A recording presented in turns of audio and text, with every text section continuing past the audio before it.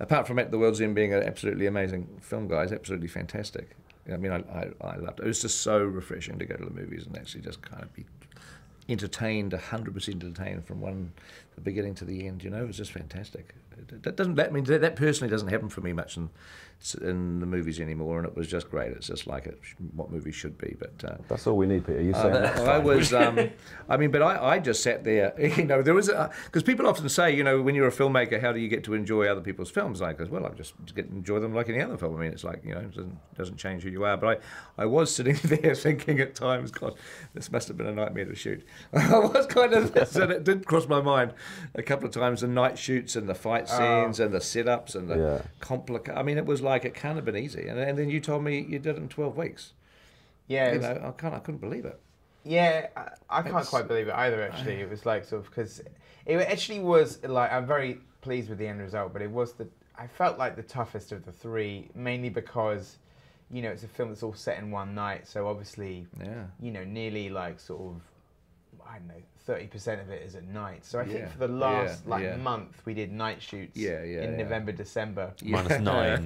-9, -10. Direct continuity for 12 weeks because it was all in the space of, you know, the same 12 hours. So. I was so happy as well that I thought, because originally when I ripped my cardigan off, of which I'm wearing one of them, in the Beehive, originally it was me ripping my shirt off. Oh, yeah. And I was meant to be topless for the second for half the rest of the film. The rest of the film. And when we were out and it was -10, I thought, I'm so happy that I put my foot down and said, well, I just ripped the cardigan. That's kind of funnier. At least you had a shirt on at -10. Well, that's something, isn't it? Yeah. Some of the scenes we were doing when we were driving in the car, because the car has no windows, and it was -12 or something, speeding through the night. There were some pretty cold evenings, you know, out of shot of thermals and blankets and water bottles and shouting at a runner, get some cardboard!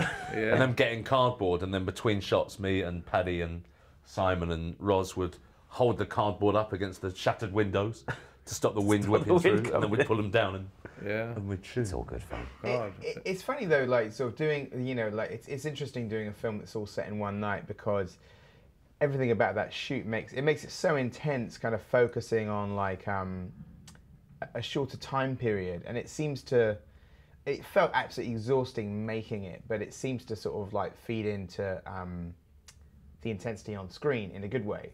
Like, it's interesting, you know, you were saying, Peter was asking me last night, you know, how did we do it in 12 weeks with all the fight scenes? And I said, well, you know, the trade-off is that to get to shoot like, you know, 4 days on this fight, I have to take another dialogue scene that's an argument or something and do that in 1 day. That's like 5 pages of dialogue.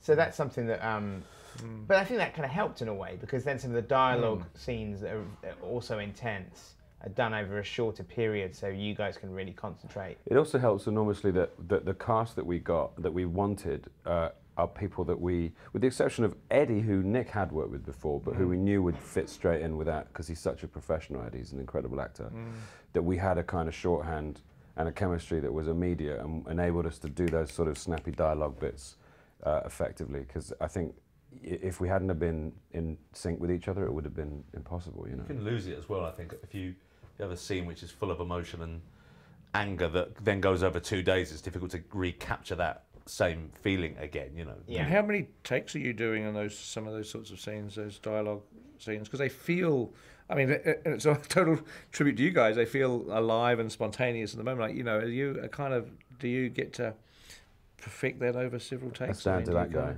I mean, we tend to, Edgar tends to move on when he's happy, and if one of us isn't with it, we'll say so, but usually like 3 or 4 maybe, at least. Not many. I think that in some of the sort of the more like dramatic scenes, maybe we do less when it's really emotional, because it's like, it's difficult to keep that kind of pitch going. I mean, the tricky thing about it is like, you know, you've got all these fight scenes and special effects, but then nearly every other scene is like what, you know, they call like a dinner table scene, which, as you know, I'm sure, like in terms of like, you know, the council of like, you know, it's like an absolute nightmare of eye lines. Because it's something that like, it looks like an easy scene to shoot, but any like dinner table scene is like, you've got 6 people around a table, you've got like, then you need 14 shots to cover the whole thing. Fortunately for us, we're all the same height. That's where it became a nightmare for you. And I mean, there's a lot of stuff in that movie that I mean, you know, I would imagine you're going into some of those scenes, not obviously all of them, but some of them scenes knowing exactly where you're cutting. Yeah. I mean, you know, there's head turns where you're cutting to an opposing angle right in that moment, all that. I mean, all of this. Do you literally just shoot those moments and move on? You don't, is that how a lot of the shooting's done, is it? Yeah, I think, you know, like to try and You get know all what that. you want, you know the exact little bits that you're going to use. Yeah, and Yeah. sometimes I'll tell the actor, I'll say, this shot is for this line. Sometimes if it's something where it's like, you know, you're doing the whole performance, is like do the whole tape, but I'll sort of say to Simon saying, this shot is for this line only. So like make sure this is really good for that. That's the only line that needs to be any good, yeah? Yeah. So it's like, so I think that's you know, that's sometimes it's you know, like sometimes it's just the only way to get through it is that I think also because when we write the script, we don't really kind of improv around it at all. We rehearse the script, we add in lines from rehearsal, but then we kind of keep tight to it. And because like the scenes always have, it's something we kind of learned from doing TV, is that to sort of like come in late and finish early, so it's always got like a start and an end. And so that way the sort of just the transitions always like sort of work. It's like this is the first line of the scene and this is the last, and there's no extra argument at the end of the scene. Also, improv tends to, if people are working around a script and not just improvising flat out, the improv tends to happen either at the beginning or the end, which makes transitions quite difficult because they'll just sort of like keep going rather than. So we're always very careful to have hard outs, you know. So if improv does happen, it will happen in the midst of it and be very slight. But we come to set with a script which is rigorously kind of planned out so that we have those moments. Improvisations at the end of a scene can go on indefinitely because no other actor wants to let the other actor have the last last word. It just goes on forever. No, I think you see that in like, especially in like the American improv heavy comedies. Like basically, like all scenes end in an argument. Because like sort of the various improvisers are just kind of going and going and going until one of them's run out of steam. You know. Yeah. And so, what's your script writing process like? I mean, how do you guys work? It's disciplined, isn't it? We have a method which we've kind of refined over the years from Sean to here. So that with this one, it was kind of. It felt easier in a way because we went away, we came up with the initial idea, then we had a weekend away when we just brainstormed all the mythology of the movie. Right. And then we start big in terms of the beats and the size, and then specify until we're down to like punctuation. So like you start like with a treatment, a sort of scene breakdown. Yeah. Well, you start with the beat and then you just refine it down. Exactly. And eventually the dialogue's the last thing that goes in, basically, once you've got a shape, structure Totally. and a shape. Yeah. Well, and also with this one as well, we had this thing where we had this big flip chart, but we also had the pub crawl itself. So that actually became like chapters in terms of, okay, we got 12 pubs. And this is going to happen in this one, and this is going to happen in this one. So we knew, like, we like measured it out in terms of where we're going to get to. So you know, even within the 3-act structure, we knew where like this is Act 1, these kind of up to this point, and then this is the 2nd act, and this is the 3rd act. But we so we had that kind of like plotted out, and then we knew. Then we worked in like which characters are going to come in and out of it, like what's going to happen in it. And then we tried, once we had what the scene was. We tried to name the pub after what happens in the scene. So we like the idea of the pub signs or the pub names being like tarot cards. Yeah. So both the name of the pub and even the artwork in the pub, you know, is something that happens within the scene. Does it apply to the famous cock? It does, because in the famous cock, he is like you're bragging. They still know me because I've been from the incident. So I'm exactly. It's like he's the famous cock. It's like, oh look, he's barred, so he's the famous cock. Don't let that guy in. He's barred for life. He is the famous cock. It's interesting. If you look at all the artwork on each of the pub signs. They are very, very indicative of even to the point of some of the characters inside the pub are on the pub signs. Right, okay. And the Arena Tavern, which is in the film The King's Head, have decided to keep the name, the King's Head, they're calling it the King's Head Tavern because the locals call it the Tav, so they wanted to keep the tavern. And the sign, which is actually me, is staying as the Right, pub. yeah, So fantastic. there you You're on go. a pub sign. Yeah. Does that mean free beer from this point on? I don't drink anymore. This is the Right, ironic thing. It's right, like yeah, at a yeah, time when I yeah, could. yeah. Hot Fuzz got us off so many parking tickets and speeding tickets. Oh, This really? pub could have. This film could have got us so much free booze. Damn healthy lifestyle. It's not going to take long before somebody opens the World's End pub. Well, there's. I mean, that's going to happen, isn't it? Oh, well, there Oh, are yeah, there are a hopefully bunch they- of them anyway. Oh, are there? Okay. All Right, of the pub names in the film are all real. Right. And in some of them are quite commonplace. Like World's End is quite a commonplace is it? pub name. Is it? There's one in Okay. Edinburgh. Okay. There's 3 in London. People keep sending us photos of ones Right. around Oh, the wow. country. Specifically, though, there's one in Camden Town which we always used to Right. meet in. Oh, yeah, I had my right. first date with my wife in. Right, So it's kind okay. of. I didn't know yeah. that. Yeah, me and Maureen had our first date in the World's End. I fell off the wagon in the In world. the World's End. True. It's quite a significant place. Yeah. We used to Right. we used to go to when Simon and me used to live kind of in the same area of London. There was a cinema, it's still there, the Odeon, Camden Parkway, and we used to go there because it was equidistant from our houses and see things like Run Lola Run and X-Men. I remember specifically those two, and I'll meet you in the World's End before, and it always used to strike me as a funny thing to say. I'll see you in the World's End. I'll meet you at the World's End.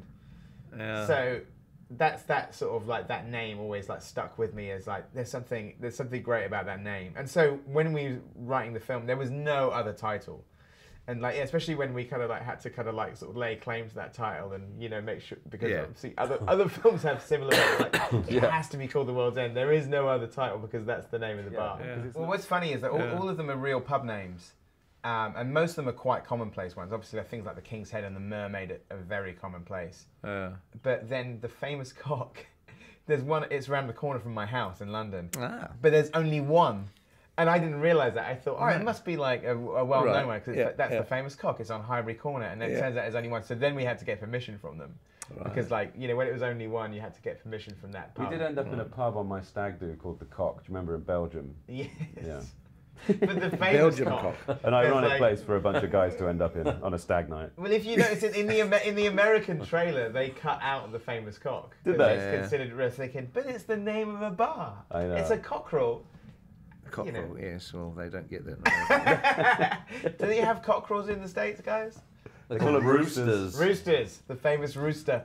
And so when you guys finished Hot Fuzz, did you have the barest notion of what this one might be about?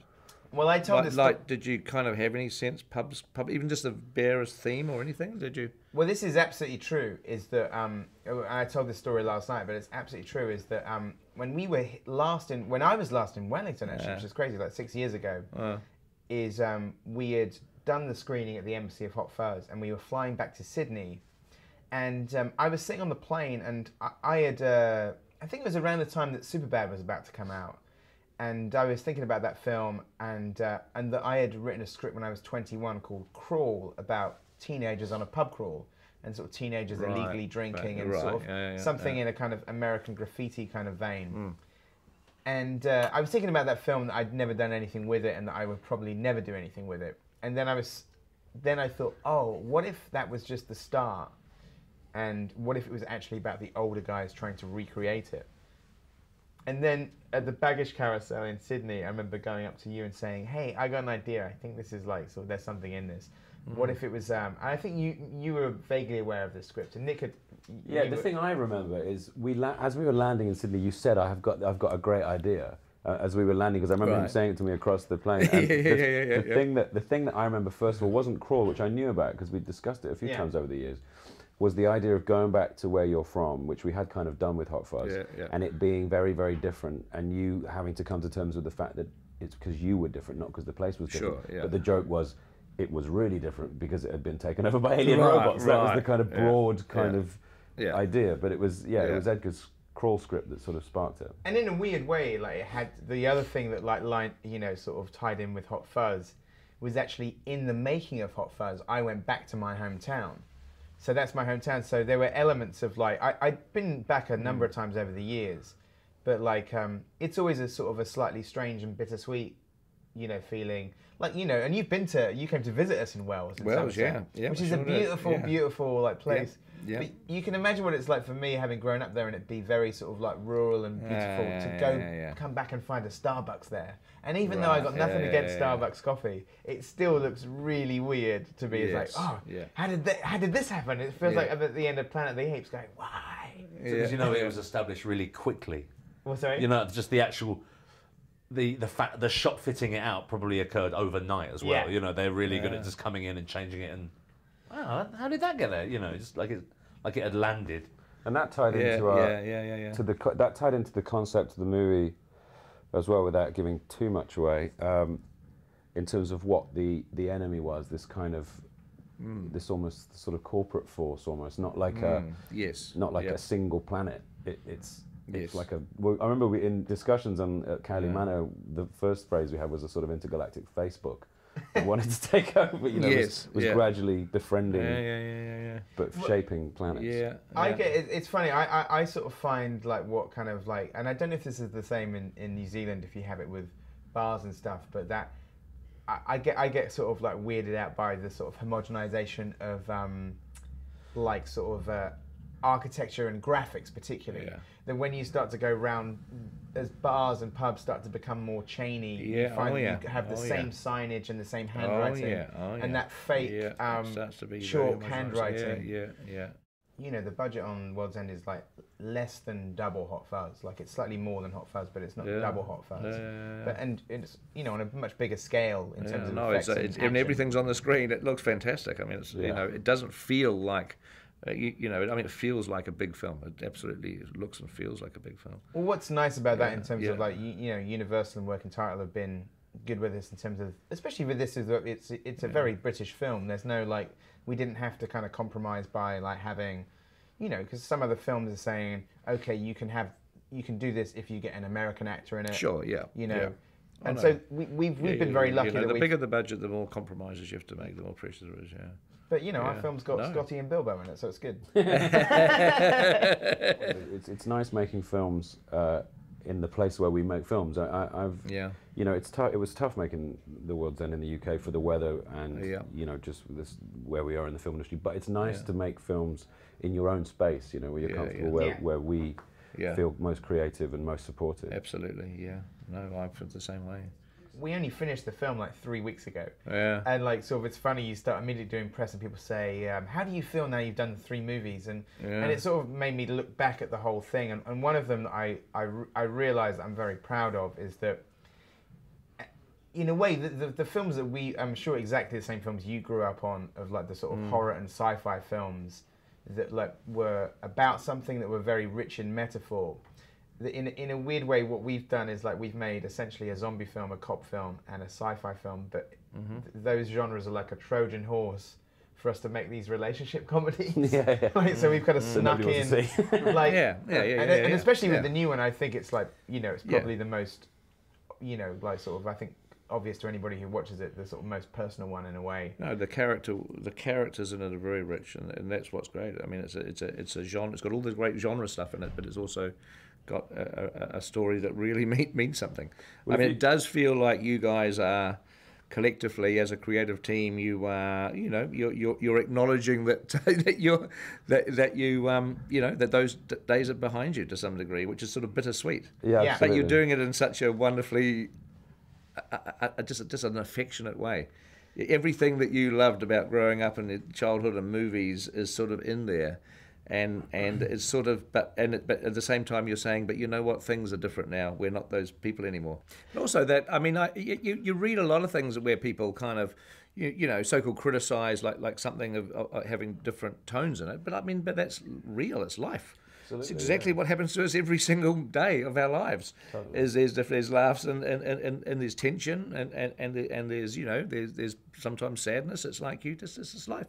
And it's real. It's real. And you can't have one without the other. Each one, you know, you can't have light without formula. shadow. It's not formula. That's what it is. It just happens to be kind of a little bit better than formula. You know, so somebody said the other day, oh, do you think this is the darkest of the 3? And I said, well, Shaun does shoot his mum in Shaun of the Dead.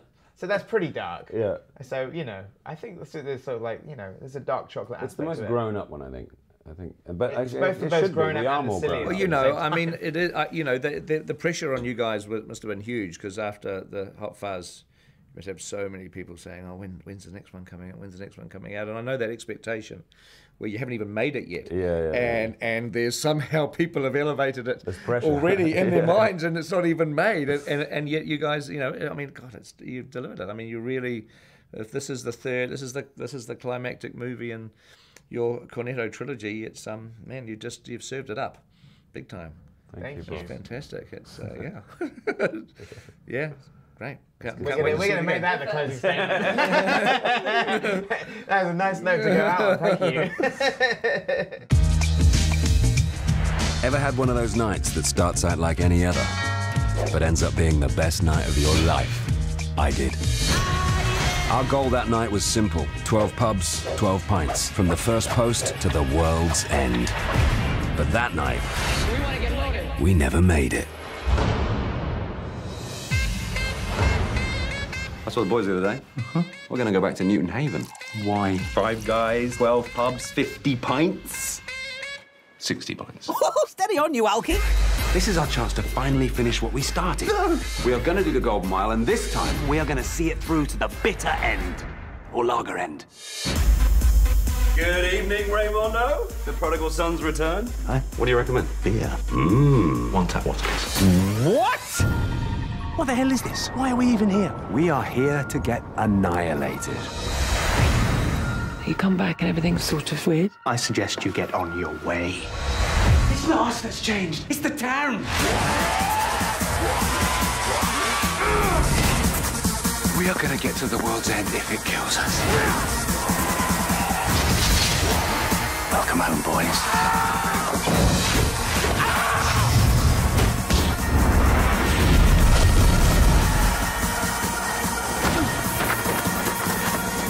Oh no! The world's end. What do we do? Let's finish our drinks.